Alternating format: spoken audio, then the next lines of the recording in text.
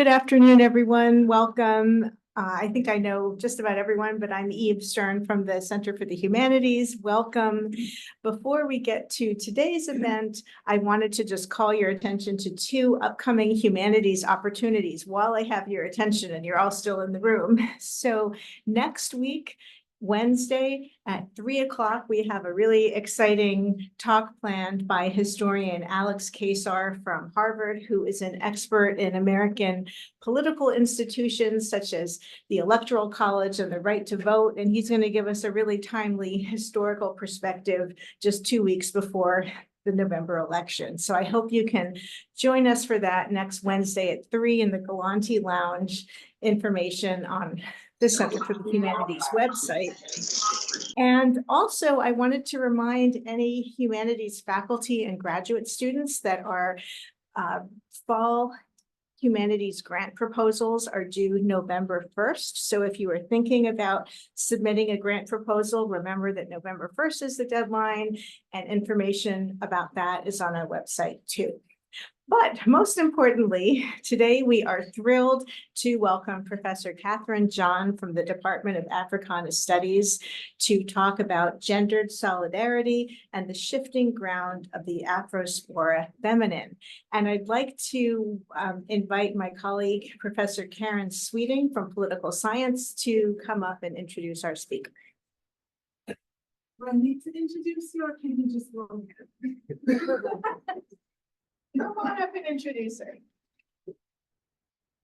If you're prepared. I am prepared, but I don't want to take up more time. I'm like, we all know Catherine, she's a professor and chair of Africana Studies. She is sharing her insight with us today on Black feminine thought and expression. So without further ado, I will just. Oh my goodness. Okay, thank you, Karen, because I'm going to, like, what is it? The debaters try to speed spread through this, but hopefully not. I feel like I'm interviewing for a job in the English department, but I won't scare myself by thinking that. Okay, all right.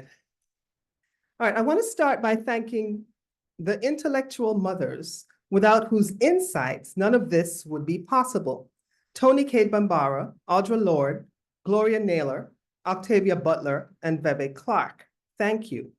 I also need to apologize to any members of the audience who are not literary scholars, since, as many of us who are know, the accepted language within the discipline is sometimes prohibitive.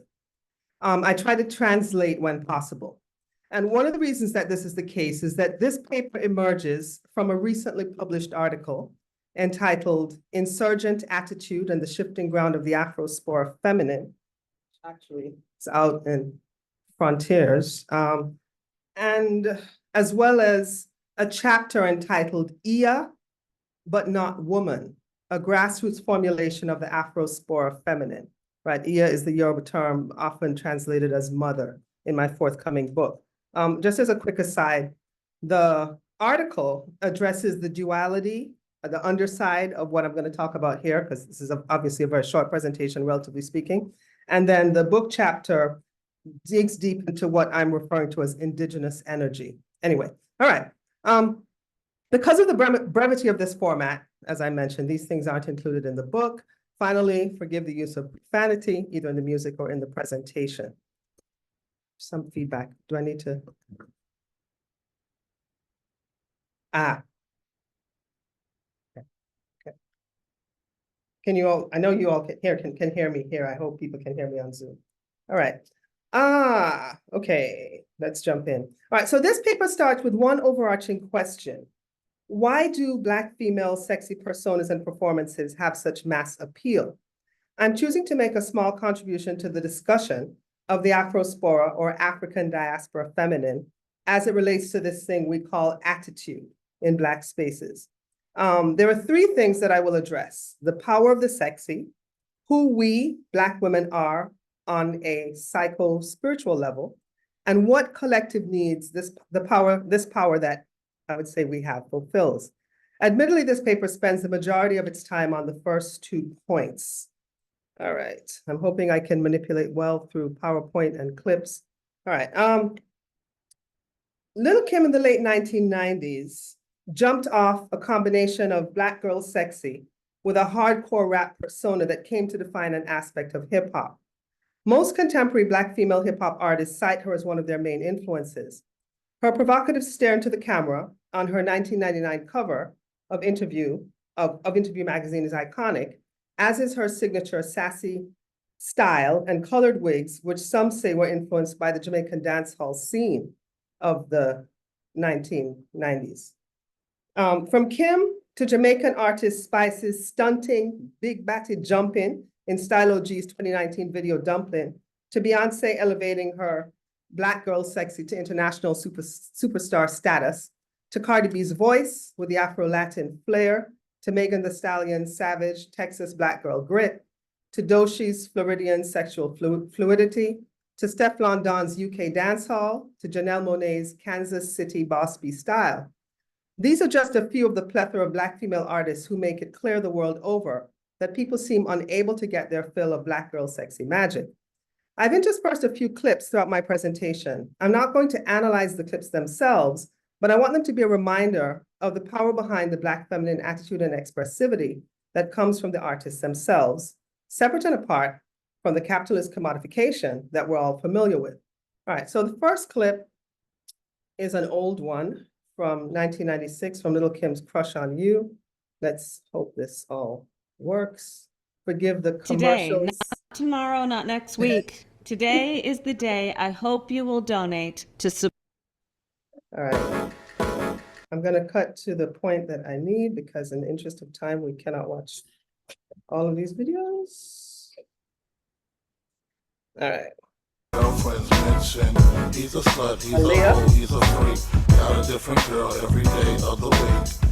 It's cool, not trying to put a rush on you. I had to let you know that I got a crush on you. Hey yo, shorty, won't you go get a bag of the lethal? I'll be undressed in the bra all see-through. While you count your jewels, thinking I'ma cheat you. The only one thing I wanna do is freak you. Keep your stone sets, I got my own baguettes. And I'll be doing things that you won't regret. Little Kim the queen bee, so you best take heed. Shall I proceed? Yes, indeed. I'ma throw shade if I can't get paid. Blow you up to your girl like the army grenade.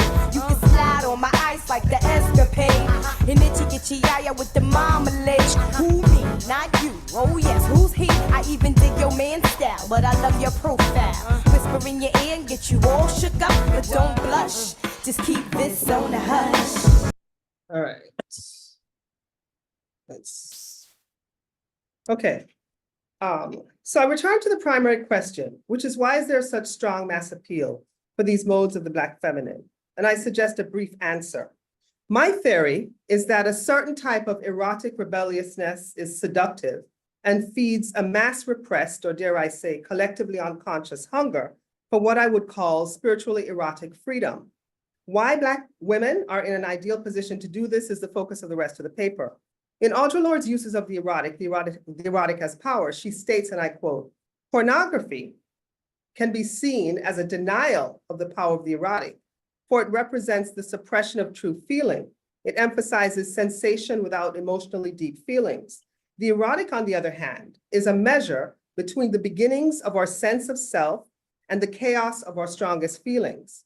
It is an internal sense of satisfaction to which, once we have experienced it, we know we can aspire," unquote.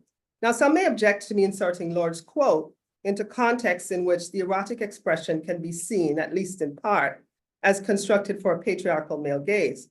But I'm suggesting that this is not the only register of erotic engagement. We live in a world in which, for very many people, deep connection is fleeting and often accidental. I maintain here that Black female sexy functions as a proxy access to this realm of feeling. I had a second clip, but in the interest of time, I'm going to skip this one. And yeah, all right. But how to capture the complexity of what may be reductively referred to as sex appeal when we listen to artists like these, or to Jamaican singer Lady Saw, as she performs the a cappella version of her 1998 song, 99 Ways. Lady Saw defies the proper decorum that Trinidadian writer Merle Hodge refers to as the fair lady in a fine castle mores, when she defines, this is so strange in an English department anyway, when she describes the kind of rough sex she likes, stating, "We want a real black stallion, old gargan, long like a boat, tough like pipe iron, bump it or dump it. Me want me action, raw fuck and good satisfaction." Let's see, shall we do a Prudence translation? I would like a strong black man who's well endowed and who's capable of rising to my energetic level and providing me with sexual satisfaction. The world may be entranced and seduced by the energy of the Black feminine, while, dare I say, still underestimating its derivative source and power. My goal here is to draw on theories related to Black female gender from the work of Brazilian scholar Denise Ferreira da Silva, African-American theorist Hortense Spillers, and Jamaican writer and theorist Sylvia Winter, to ponder the deeper significance of Black female attitude and excess as a shifting ground with insurgent or radical potential. Solidarity with others within or across gendered lines is not possible without deeper understanding of the hidden complexity of our Black and feminine identities. Speaking of Jamaica, our next clip is from Jamaica, dancehall artist Spice in Stylogy's 2019 video Dumpling. Again, forgive the ads. Here's to how you got here. Moments of joy and pain, hope.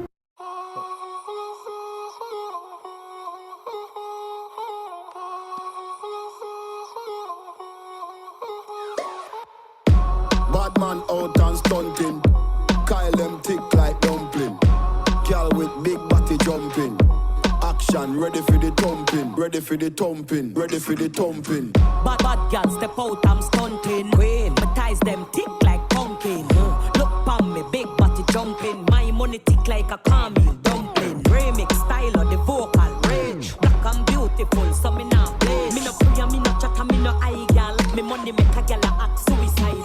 That girl fake like me weave them. Oh Lord, girl say she bad, me no believe them. Hey, rich, watch how me a beat them. Chanel, Fendi, me Louis V them. But there's female out there, tell them to confront. Location a change, and the money me a on. First class up front, it a lip a gyal a grunt. Me bank account fatter than my front. We out and bad, stunting. Them gyal say we sweet like pumpkin. True with Kyle. All right.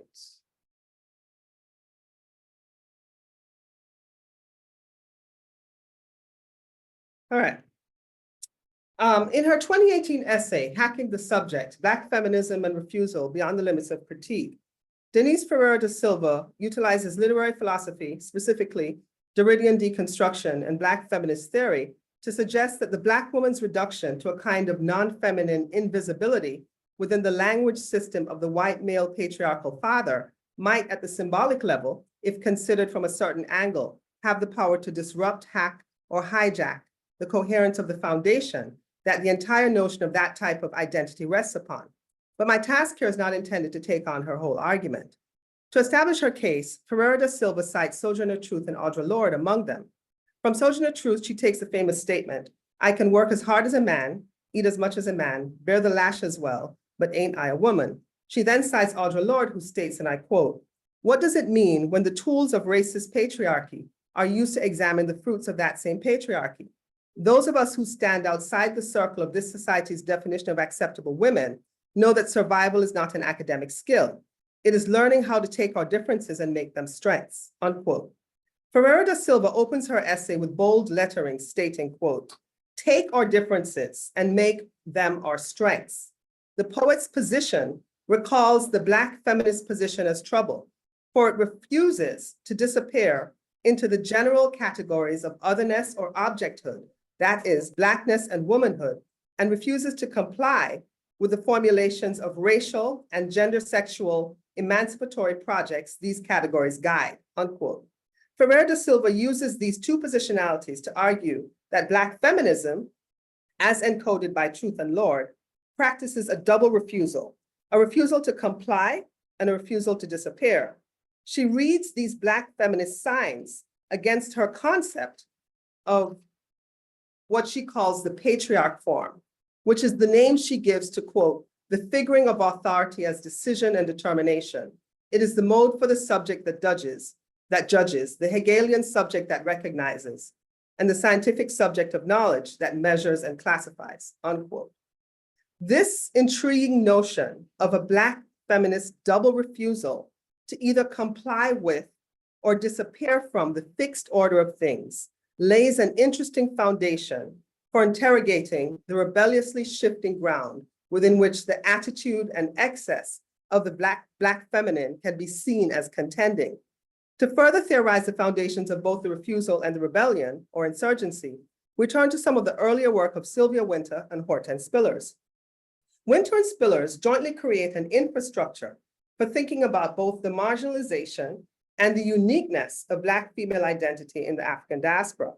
As the work of Jamaican scholar Erna Broadborough, among others, reminds us, the advent of our ancestors being bought, sold, and transported as cargo to the Americas made us distinct from our continental African cousins, our native brothers and sisters, as well as the descendants of European settlers who were themselves of various classes and social conditions. In Sylvia Wynter's essay, Beyond Miranda's Meanings, on silencing the demonic ground of Caliban's woman, she reads Black female absence through an interpretation of Shakespeare's play The Tempest. She lays out a libidinal, lust-structured Western world order in which Miranda, Prospero's white daughter, is the only desirable woman for all the male subjectivities imagined in the play, including Caliban, the slave, who's racially coded as both not a man and also rational inferiority and sensual nature incarnate. Wynter states, quote, therefore, in whose context Caliban, as an incarnation of a new category of the human, that of the subordinated, irrational, and savage native, is now constituted as the lack of the rational Prospero and the now capable of rationality Miranda by the otherness of his physiognomic monster difference, unquote. While Sycorax functions as Caliban's mother, there is no mate or woman in the form of the non-white feminine for Caliban himself.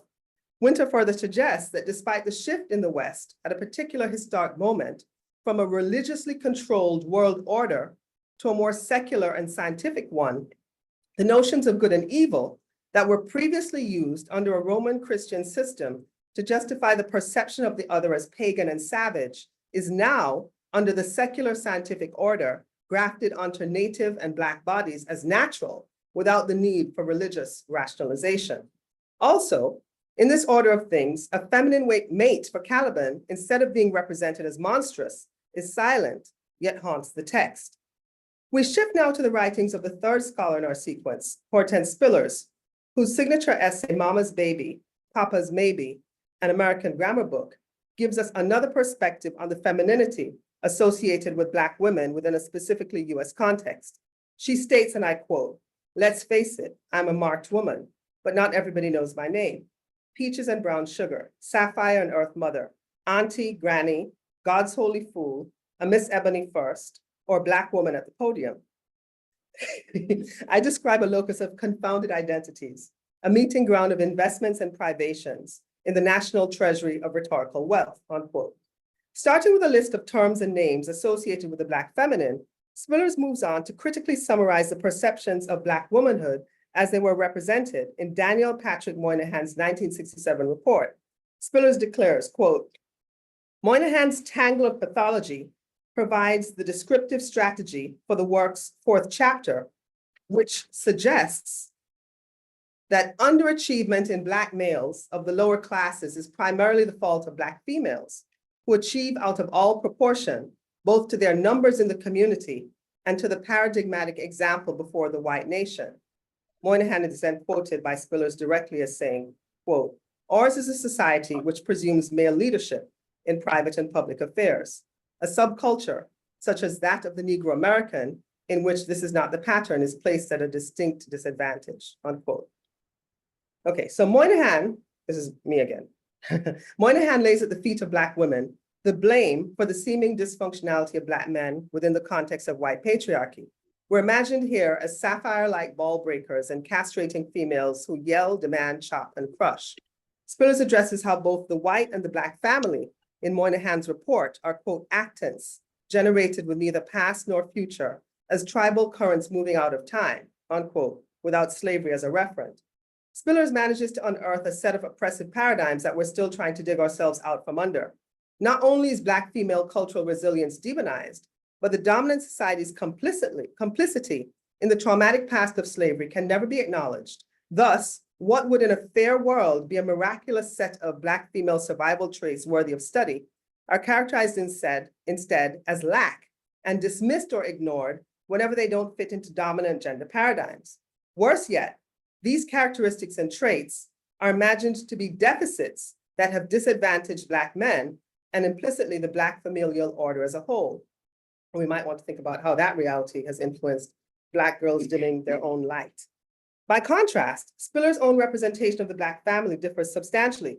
She maintains that the business of breeding slaves during the antebellum era without respect for bloodline, as well as the erratic and capricious sale of mothers and fathers away from children, in addition to the slave masters selling off as property some of his own biological relations who were illicitly fathered with enslaved Black women, meant that kinship, as we traditionally understand it in the West, was not functional for the enslaved transatlantic subject in the US. Secondly, Spillers points out that what is often referred to as the Black family in the US, according to historians and sociologists, from the period of enslavement on forward, is already an aberration. The very thing that slavery refused to acknowledge and sought to destroy among Black enslaved people, that being notions of sympathy, networks of feeling, and a sense of continuity. The emotional ties that are assumed to hold families together beyond blood relations was, in fact, in the absence of normative notions of kinship, the defining characteristic of the emerging Black family. And its continued existence, the Black family that is, in the face of destruction, dehumanization, and violence, was seen by researchers as, quote, exercising a degree of courage and will to survive that startles the imagination even now, unquote. Arguing in the third section of her essay that traditional notions of kinship in either the continental African sense or the European sense fall apart under American slavery, Spiller states, quote, if, as Meillassoux contends, femininity loses its sacredness in slavery, then so does motherhood as female blood right, R-I-T-E, /right, R-I-G-H-T, unquote. Here, Spillers asks a key question, quote, is the genetic reproduction, having children, of the female slave and the recognition of the rights of the slave to her offspring a check on the profitability of slavery, unquote? The answer is clearly yes. This is the case since the woman who has the right to determine the destiny of her offspring necessarily needs to be free to do so. Following Spiller's line of thought then, for the African diaspora, cisgendered and or biologically Black female, post-slavery, coming forward into more modern times, a psychosomatic response to the condition of historically not being able to determine the destiny of one's offspring could be imagined as this: when you don't control your body, have children. In a strange twist of psychological exchanges, children for the Afrospora female may now represent the mother's freedom. For Black women after slavery, the act of having children, separate and apart from the viability of the relationship with the other biological parent, may function subconsciously as a psychocultural restoration of a feminine sacredness that was historically lost. This is one potentially gendered distinction relevant to the construction of African diasporic femininity that may be worth noting. Motherhood, therefore, becomes a powerful defining metaphor within the community, as in Big Mama. I note this mostly to fill in aspects of the frame that are relevant to Black female diaspora identity and subjectivity that are distinct from either continental Africa or the dominant European society. Even in instances in which the Black woman does not desire children, the internal psycho-spiritual ambiguities of this choice are complex. Furthering the nuances, Spillers closes her piece by reinforcing the radical departure from normative gendered paradigms that Black diaspora femininity represents to her. She states, and I quote, in this play of paradox, only the female stands in the flesh, mother and mother dispossessed. This problematizing of gender places her, in my view, outside of the traditional symbolics of female gender, and it is our task to make a place for this different social subject. In doing so, we're less interested in joining the ranks of gendered femaleness than gaining the insurgent ground as female social subject. Sapphire, might rewrite, after all, a radically different text for a female empowerment, unquote. And this is how Spillers ends her essay. When Spillers describes this contradiction in which the Black female under conditions of slavery is, quote, both mother and mother dispossessed, unquote, she seems to be suggesting that although we're well beyond the antebellum era, as Moynihan's report, written 102 years after, makes clear, the American grammar inaugurated in the antebellum period was maintained. It precipitated a series of paradoxes in which mother and mother dispossessed, woman and not woman, became part of the shifting ground of the Black feminine. As such, this new she is outside of the traditional symbolics of female gender and is a socially insurgent subject with monstrously powerful potential. Spillers inverts the Moynihan absence as insurgent power in relation to traditional notions of the feminine in a similar way as she demonstrates that the Black family is an anomaly in relation to traditional notions of kinship. The Black female subject, although seemingly absent from the symbolic Western frame as suggested by Sylvia Wynter, is insurgently present in opposite ways in the worlds of Moynihan and Spillers. As Denise Ferreira da Silva argues, we Black women refuse to either comply with or disappear from the dominant society. In fact, if the attitude and excess that is demonstrated and magnified by the Black female artist mentioned at the outset is any indication, our net zero contribution to the cultural economy may be more fundamental and valuable than was previously imagined. All right, I'm gonna go to another clip. And this is from The Who, Sa Rock. I'll just go straight into it. It's from the US.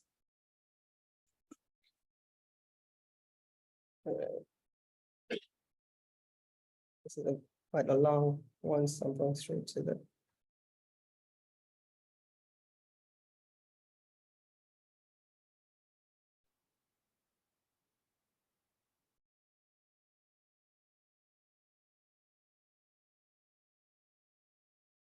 Because these hips and thighs. Oh, wow, I'm sorry. Wait. Okay, I think I miscalculated here.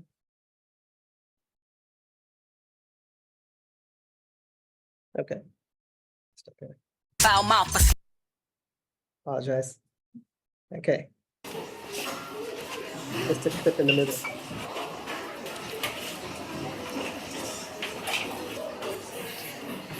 Excuse my foul mouth, I slip up and say things in rap life that real life can't seem to handle. Like how I'm a better rapper than you and all your family, and I verbally slap you all around a few rounds until you king me, the greatest of the space-time continuum. See, great writers made me, not Jay-Z but Langston. I'm still trying to digest the dream deferred, and every time I put my pen down to paper, I imagine saving babies from a bitter life in a heinous world.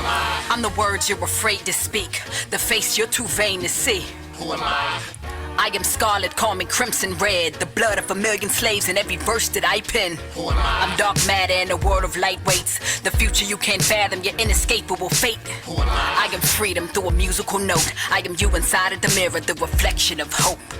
But they don't wanna hear the pain, just the glory. And they don't wanna take the blame, just change it just to the story. And they'll take me as a trophy, but not as MVP. Cause they don't wanna admit it, but they envy me. I tell you why, because these hips and thighs created life in 7 days. And I can take it all away with just one verse spit in 7 ways. And the control you think you hold over me, guess what, it's obsolete. I cop the beat and laid heat like burnt edges. Play me, you'll pay me. My 16's like vendettas. This rap dope, but you told I've been better. Just a prelude, the deluge of poetic justice. No box braids, a cock aim and blow brains with all my substance. I don't need witticisms to make a hitter, and I don't need sports references to make my lyrics any clearer. F Jordan, I'm rolling with Zora, cause my eyes been watching God since I first looked in the mirror. And dare I say it, that I'm a conscious entertainer. My confidence in my craft makes me comfortable with the label, but I defy all conventions. My unorthodox behavior makes me garner your attention like a peep show. The exposure keeps you riveted in place. You're conflicted, I'm the illest, but you can't let them know you think so.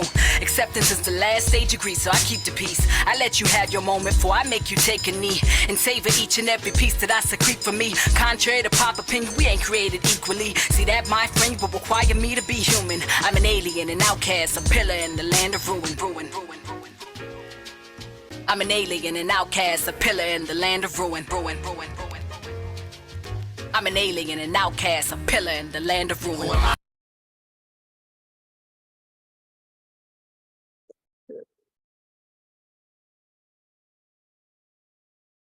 Okay.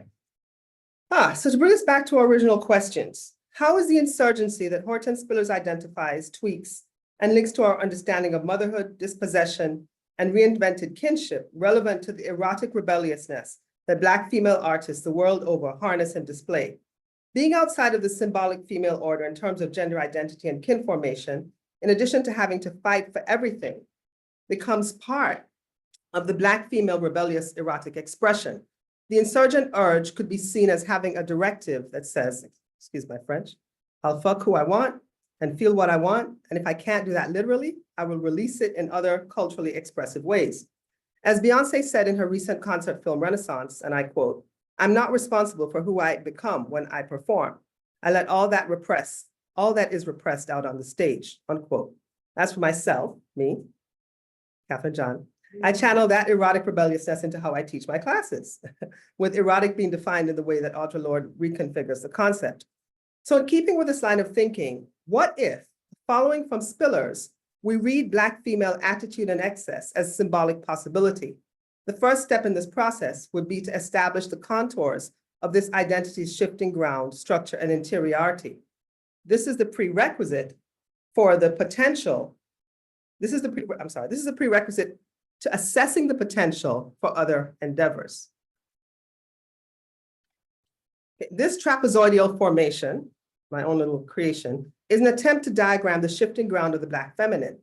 I'm arguing here that the complexity of the cultural terrain of Black femininity in the West has been radically underestimated and misunderstood, even by some of us who are products of this reality.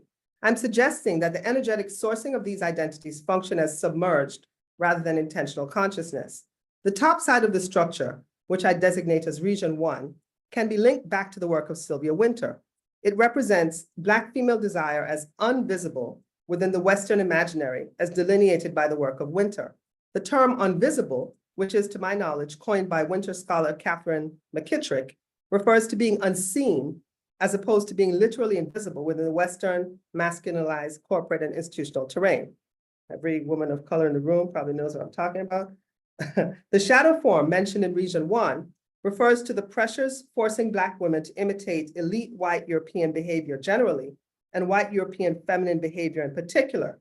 My definition of imitation extends to the symbolic modeling of speech, expression, and intellect, not just physical features.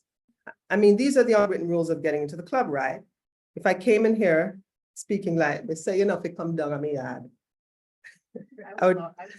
I would never have gotten the job at URI, despite the attempts in rhetorical studies to take our grassroots language seriously. See, and all of you who laugh prove my next point. It is only within the context of entertainment that other sides of our identities outside of Region 1 are admired. The sides of the trapezoid, Regions 2 and 3, represent what Denise Ferreira da Silva describes as the double refusal, the resistance to either complying with or disappearing from the dominant society, with insurgent attitude being the fuel for this, as articulated by Hortense Spillers. The insurgent ground symbolizes Black female rebellion, attitude, and cultural expression. It is an enactment of the double refusal. The actions in Region 2 and 3, which simmer beneath the surface of Region 1, suggest the fermentation of revolt that, like double consciousness or diversionary forms of mimicry, are not always apparent to the apparatus of power. Region 4, the structure's base, is characterized by what I call indigenous energy.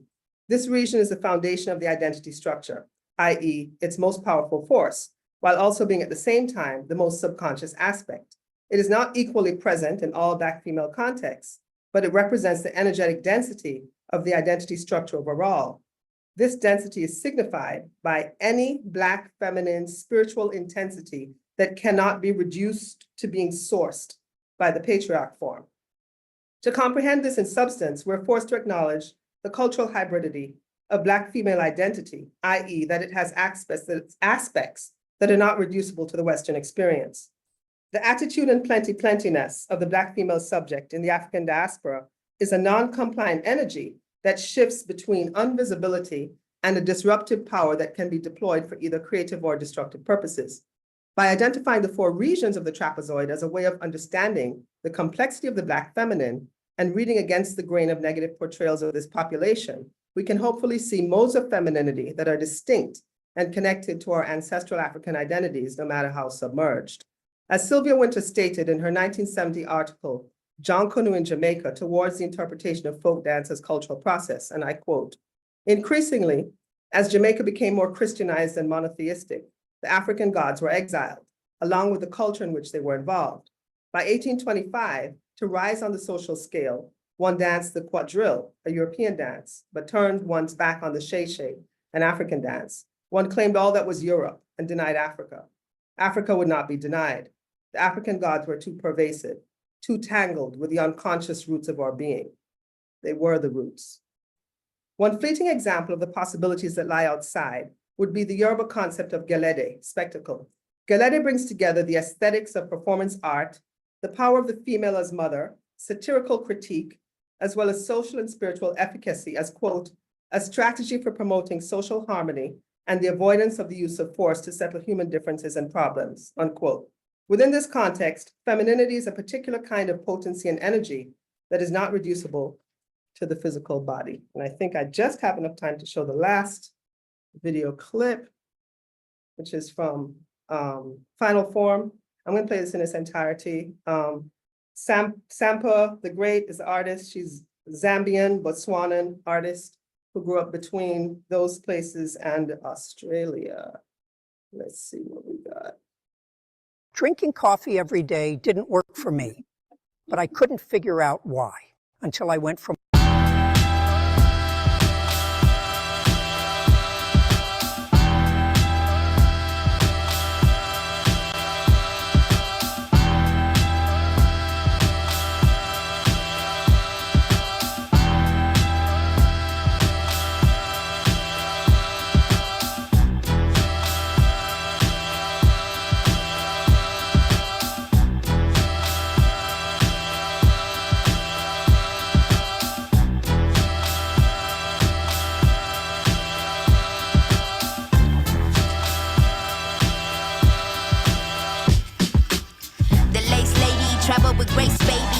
afford to cover the course, of course, maybe settle that one in court, cause judging by the basics, y'all already comfortable, stuck up in the matrix. Shit is basic, patch credentials, but understand your favorite rapper, peep my gold potential. I'm out of shame, been past it, trying to fit the circle cause I don't know how to act shit. Half of y'all was steady, insecure, don't try to backflip, just because the seasoning and flow's already active. Only 4 years, fantastic, young veteran, new classic. Nah, knock the walls off, fuck the whole key, we gon' hinge the whole door off. I'm still AD, never forget it. It's life after death, roll the credits. Say my feelings for you still exist. Credit my maker, take a trip to see Jamaica. Marley spirit with the vapor, back to Zion, that's in nature. Africa, the new America, I hope I earn this permanent. And this I put my pen in it, got my land and my permit with it. Bone on my bone, flesh off my flesh. Greatness in me, you can't make me feel less. Let's hold, I'm not impressed. Best mode, got my afro like an empress. Great state I'm in all states I'm in. I might find a form in my melanin. Great state I'm in all states I'm in. I might find a form in my melanin. Great state I'm in all states I'm in. I might find a form in my melanin. Great state I'm in all states I'm in. I might find a form in my melanin. Black power.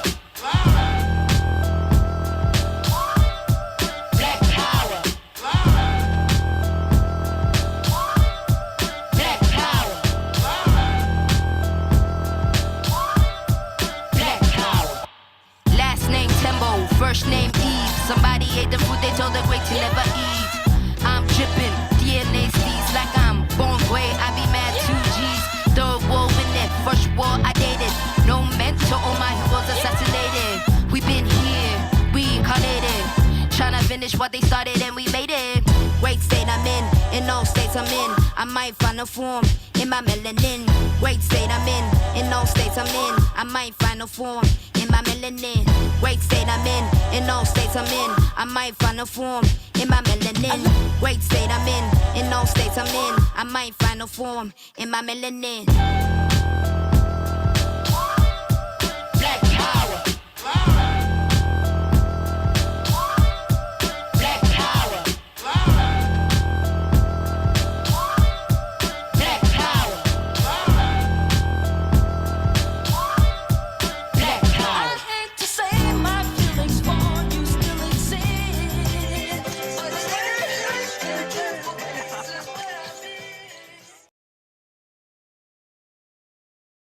All right, and so to wrap up, I end with this to bring Africa into the conversation.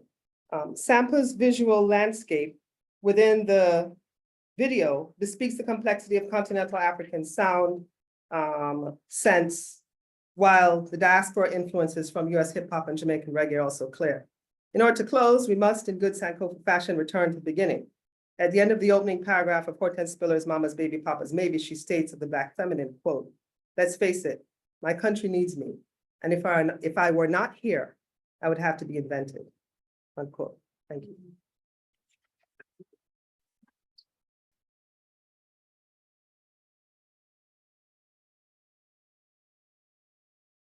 Floor is open.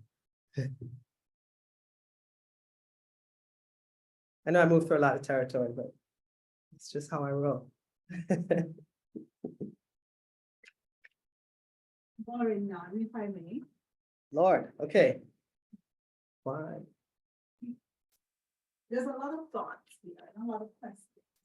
I want to start with, as a Jamaican myself, it took me a while to appreciate, for example, Lady Saul's music, right?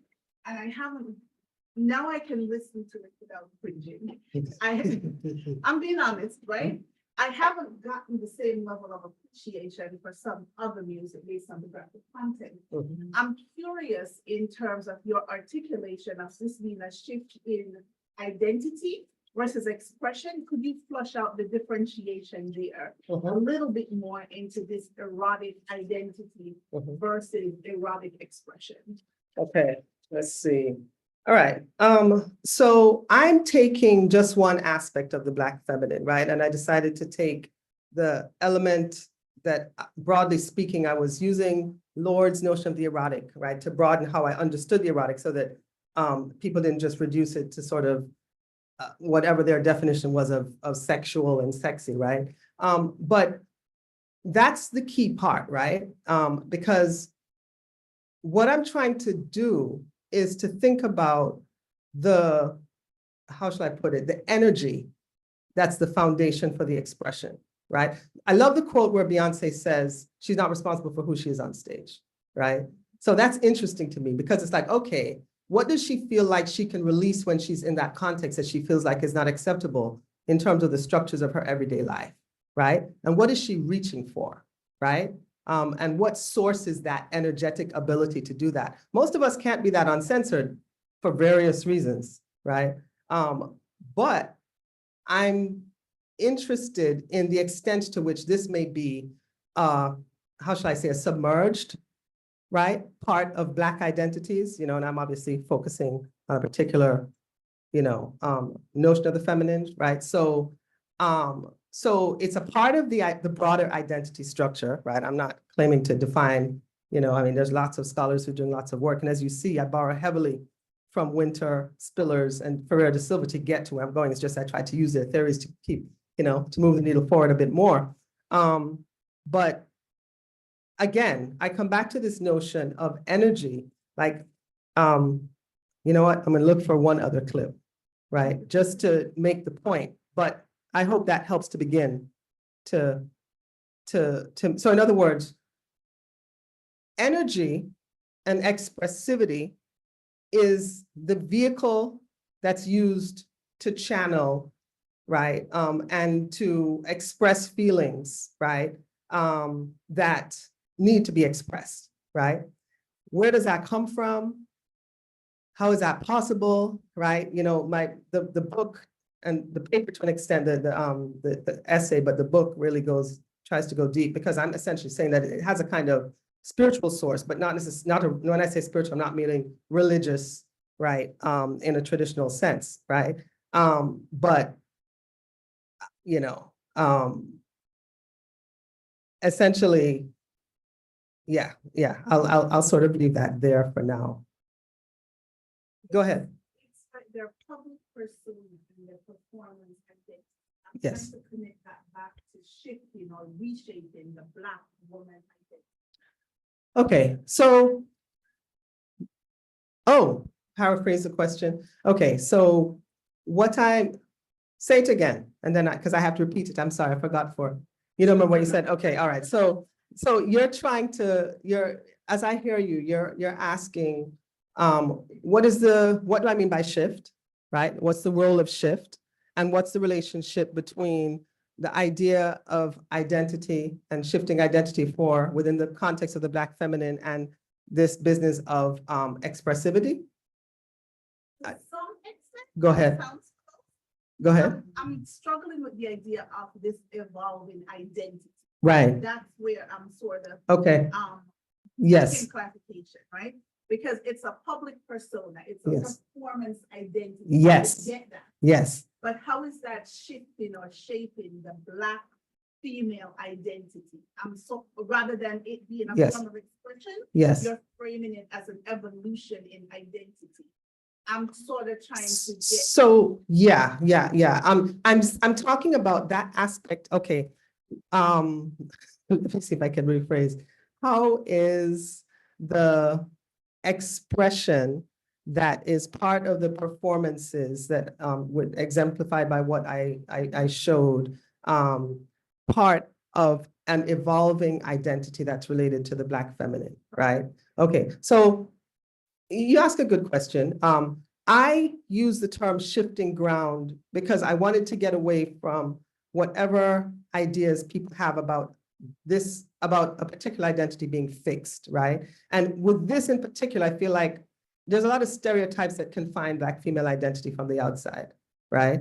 And so maybe shifting isn't the ideal term, but what I wanted to do was to destabilize the way we think about that and to say, there's a whole other way we could think about this from an Indigenous perspective. Indigenous here meaning internal to the cultural matrix, even if people don't have language for it, right? Like the feeling is there. Yeah, let me see if I can find that other clip. Yes.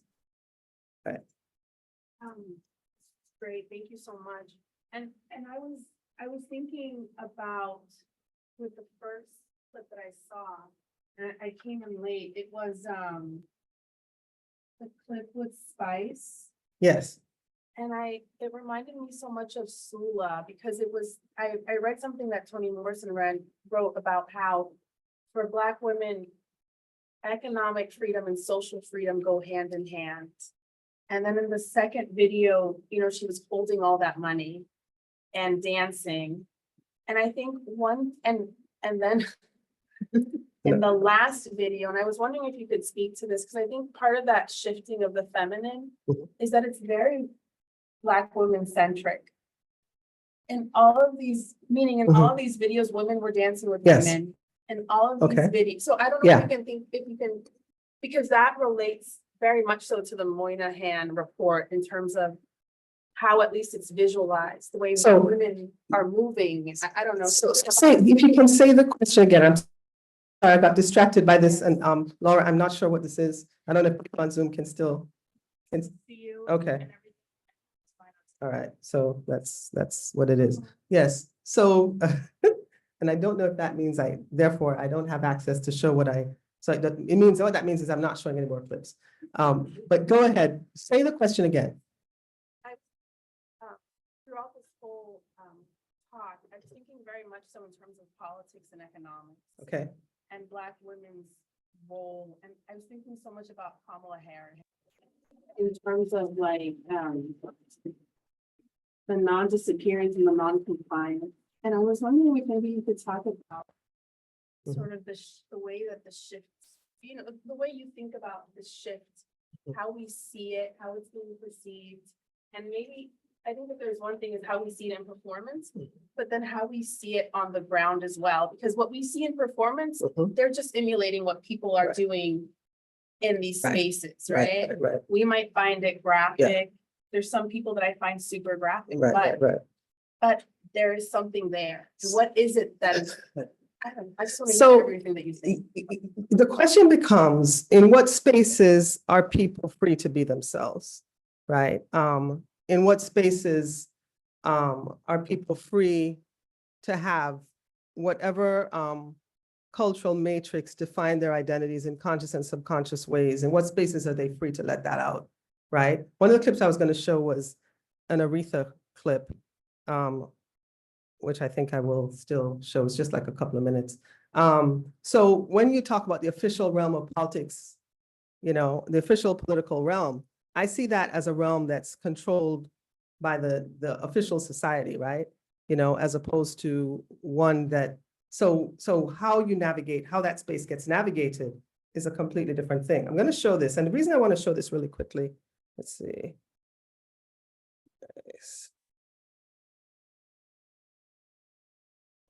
Is because it will mix it up a bit if people are still thinking about the erotic solely from a sexual place. See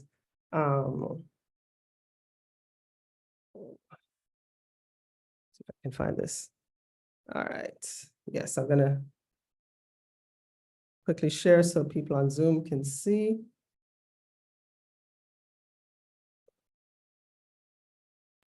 All right, I know some of you may have to leave, but let's see. All right. This is just a trailer for a concert film that some of you may have seen it. Now the young lady that we've all been waiting to hear. She can sing anything. Anything. My sister, Miss Aretha Franklin.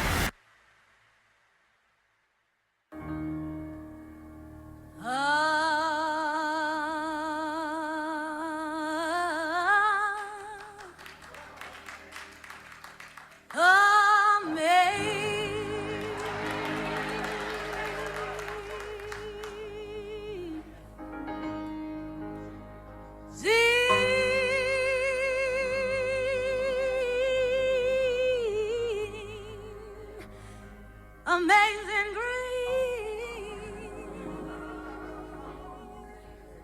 that saved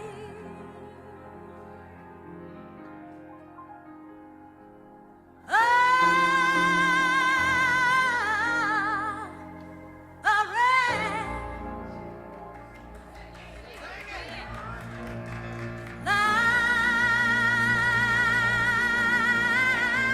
like me.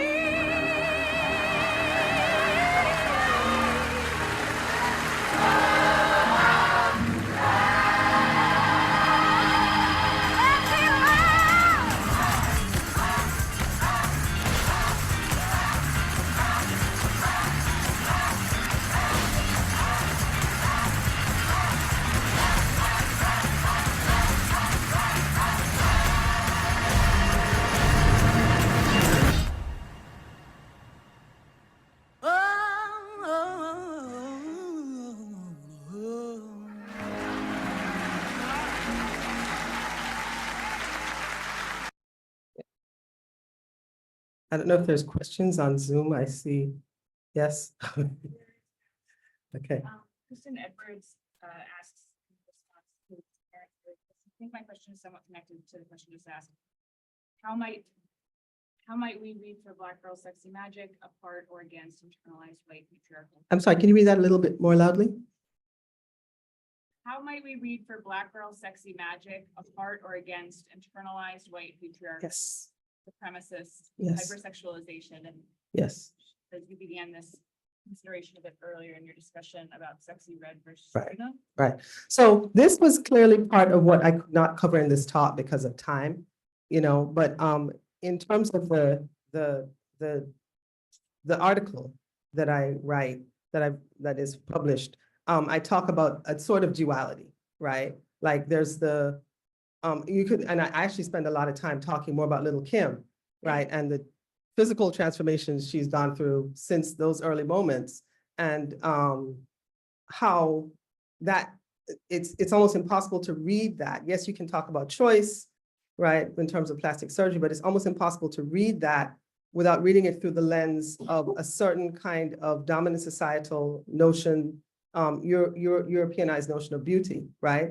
Because of the direction within which the transformations take place, right? So I don't have time. I mean, that would take time to elaborate on, but that's another piece, right? Is that I'm arguing that the Black feminine exists within this duality, right? Of the dominant society, which has a particular kind of pressure, particular kind of, right? And that's real, right? And I in the longer version of the paper, I try to read that very carefully and talk about it, right? You can talk about that also with Lady Saw, who rejected everything and decided she was going back to Christianity, right? So I do read that. But I think I wanted to put this out there because this part of the argument is the part that's not obvious, right?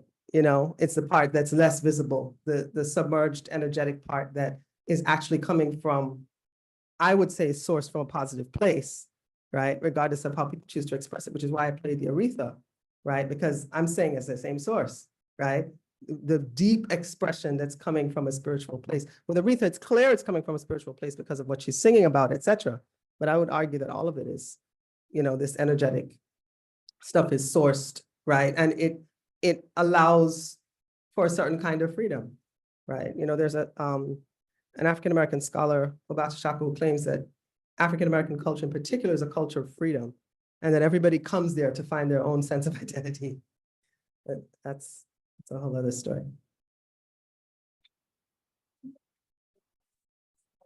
Question as well. You want me Okay. to read it out loud?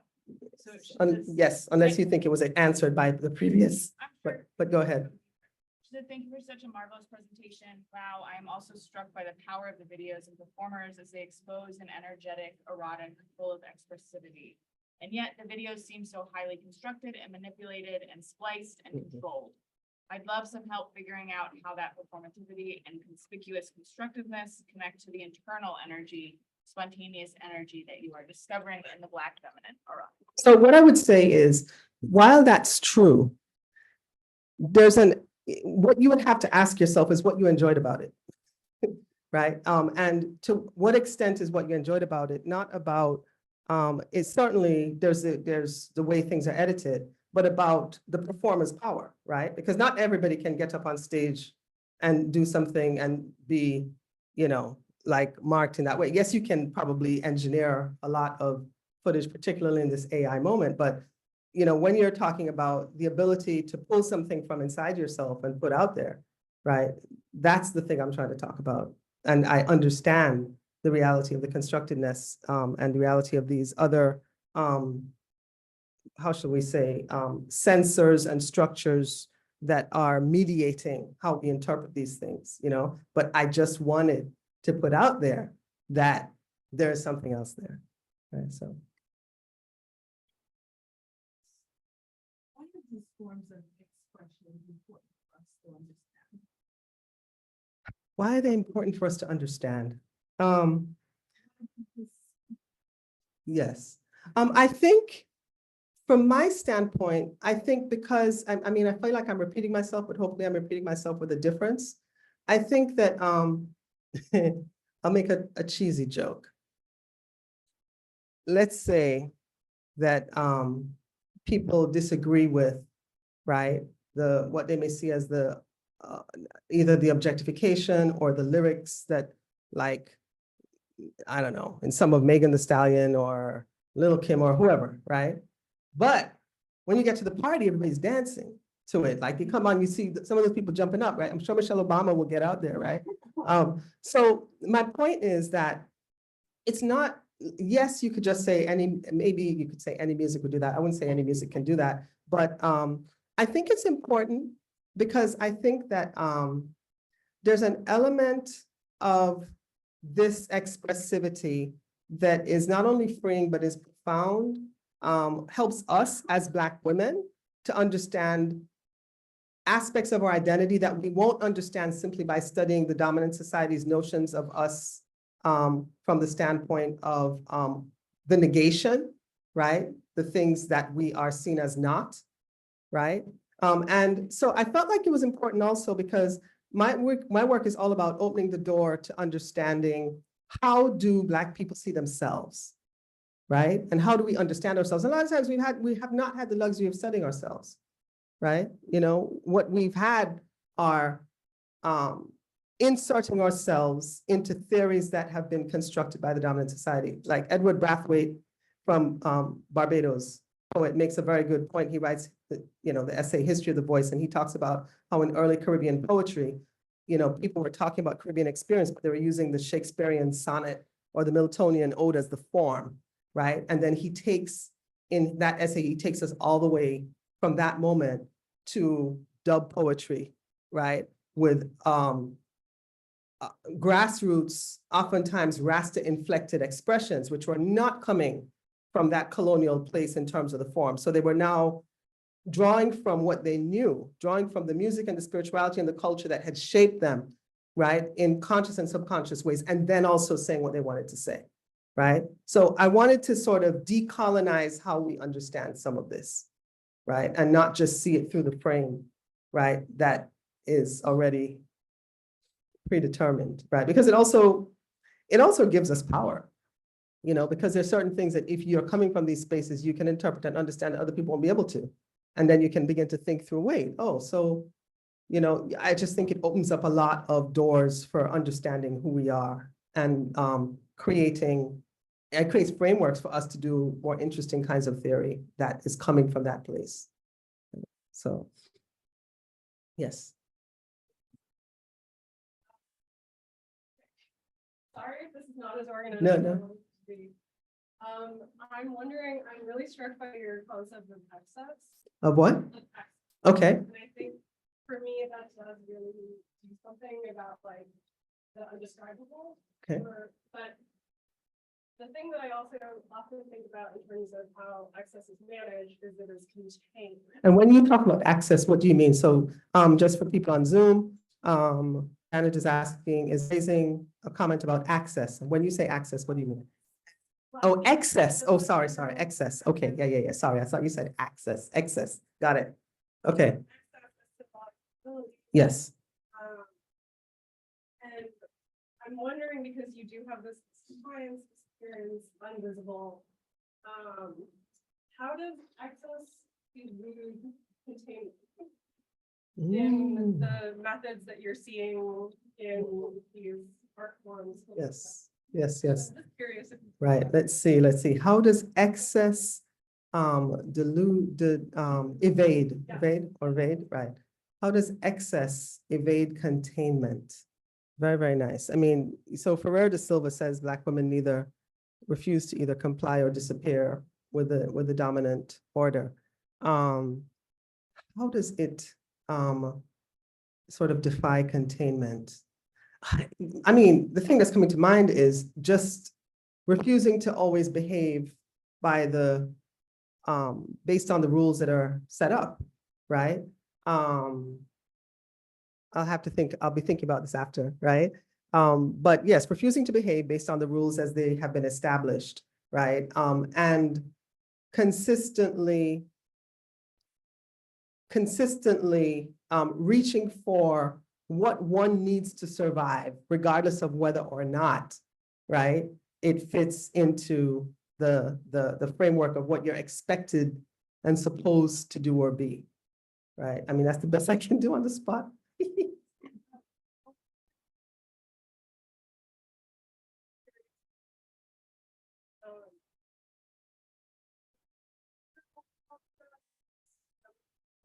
Yeah.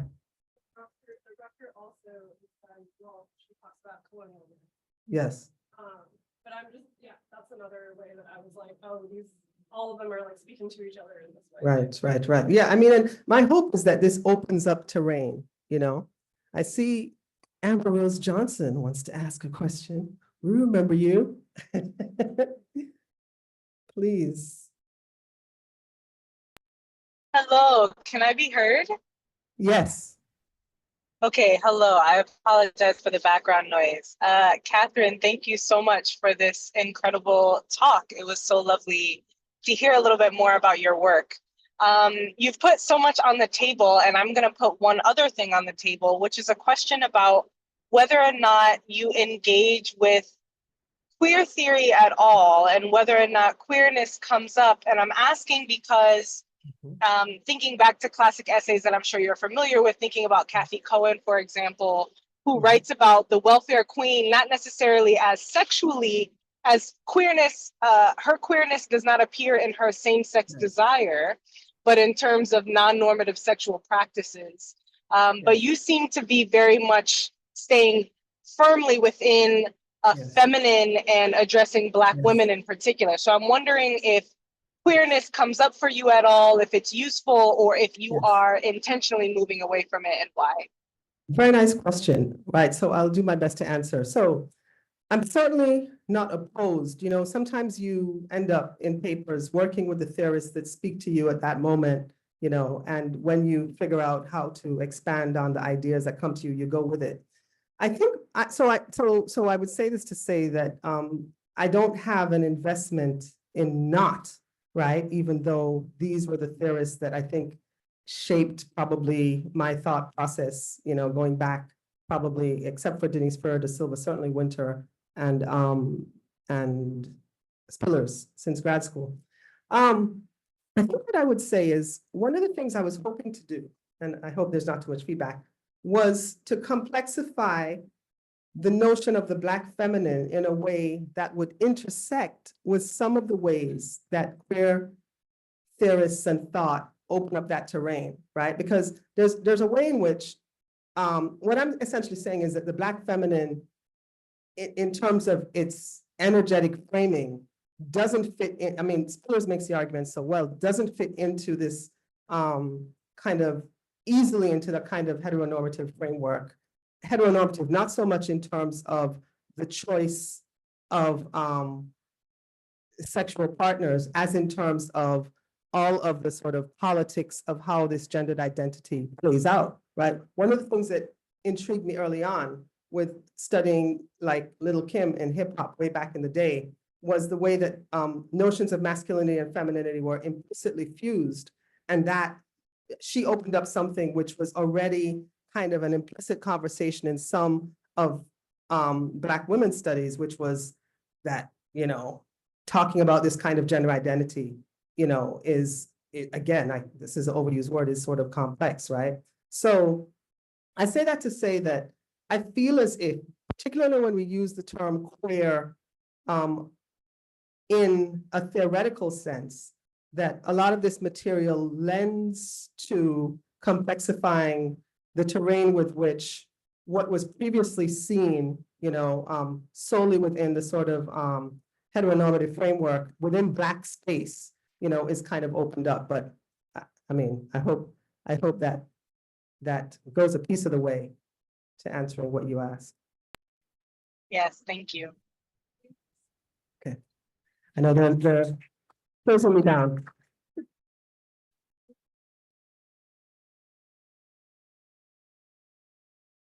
Thank you, everyone. I appreciate it.